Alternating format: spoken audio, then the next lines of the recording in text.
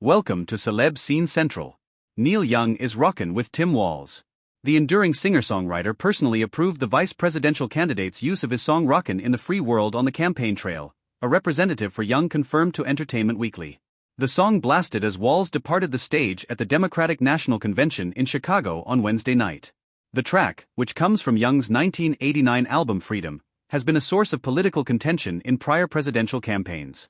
When Donald Trump officially announced his campaign in 2015, he used Rockin' as his walkout song, which prompted Young's team to issue a statement alleging that the Apprentice star did not have authorization to use the song. Later, Young, who supported Bernie Sanders in the 2016 election but could not vote due to his Canadian citizenship, reversed his position.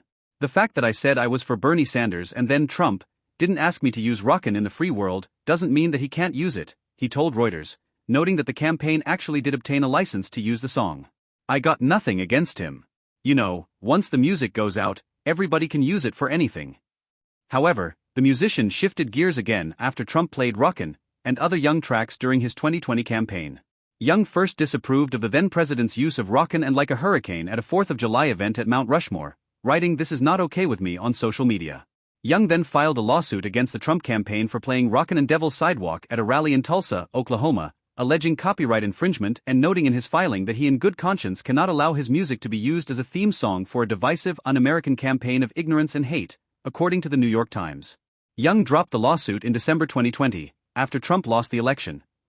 Young also used his discography as a bargaining chip during a dispute with Spotify, ultimately pulling his catalog from the streaming service in protest of its support of controversial podcaster Joe Rogan in 2022. Walz's social media history suggests that he's a voracious listener of 70s and 80s rock, with posts flaunting vinyl hauls that include Genesis, Warren Zevon, Steve Winwood, and the Moody Blues, as well as John Cougar Mellencamp and Bob Seger.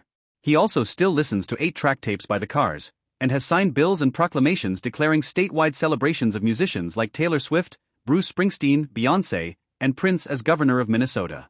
And upon Walz's selection as Kamala Harris's running mate, Beto O'Rourke recalled extended conversations with the governor about Bob Dylan, The Replacements, and Husker Du. Pop music has been a defining facet of the 2024 DNC, with DJ Cassidy playing a number of state-specific songs during Tuesday night's rollicking roll call that also included a performance by Lil Jon. Stevie Wonder, John Legend, Sheila E., Common, Maren Morris, Patti LaBelle, Jason Isbell, and Mickey Guyton also delivered musical performances during the first 3 nights of the convention.